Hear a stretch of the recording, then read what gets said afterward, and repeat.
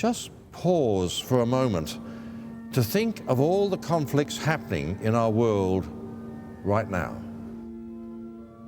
For some, this epidemic of raging conflict might be enough to threaten any belief in the prophetic possibility of peace.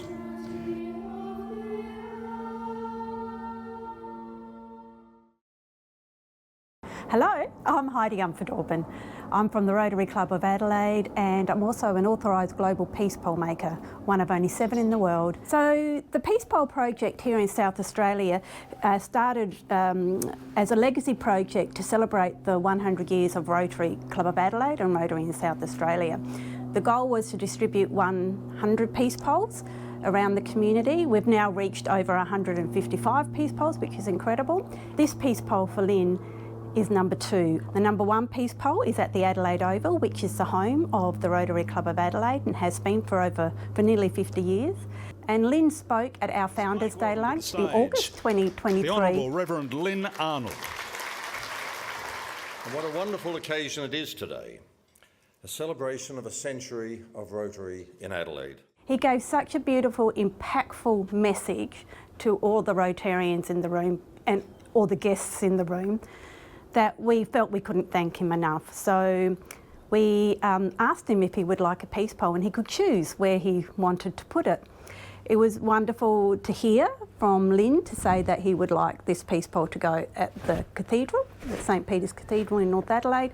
So it kind of it's a beautiful connection to the Adelaide Oval, which is just across the road from the cathedral where the number 1 peace pole is, and then number 2 at the cathedral.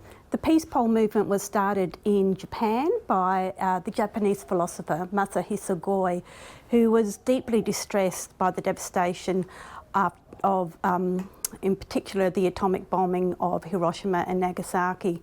Deeply distressed in general about what was happening in the world. So he coined the term "May Peace Prevail on Earth" in the 1950s, and that the words resonated with so many people that suddenly they started popping up all over the world in all different languages. How do we make a peace pole? Well, I can't do it on my own, can't do anything on our own. So I have a stock of these manufactured peace poles, which we've already got. Some of them are PVC and some are aluminium. I got Lynn's order, so I grabbed the best one I had and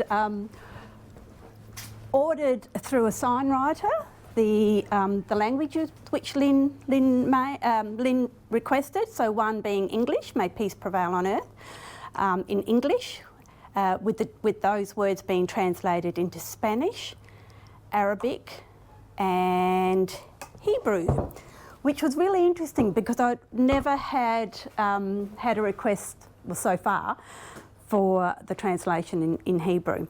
So once we have those stickers, I then put them onto metal plaques, roll them on and stick them onto metal plaques, and then I pop rivet them onto the aluminium peace poles.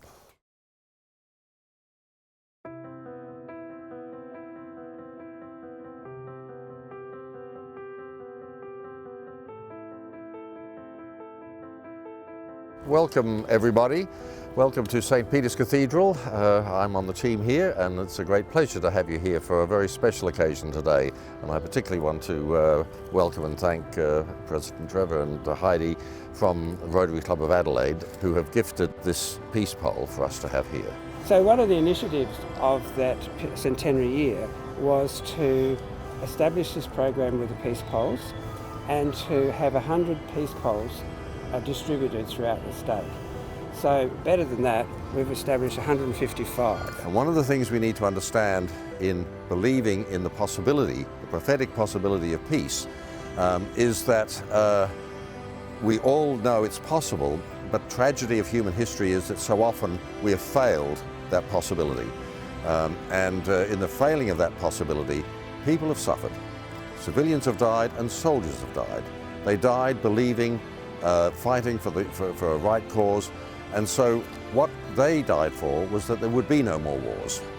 And so for this to be juxtaposed with that, actually I think honours the fact that that's what they wanted, was for there to be no more deaths of civilians or soldiers anywhere in the world.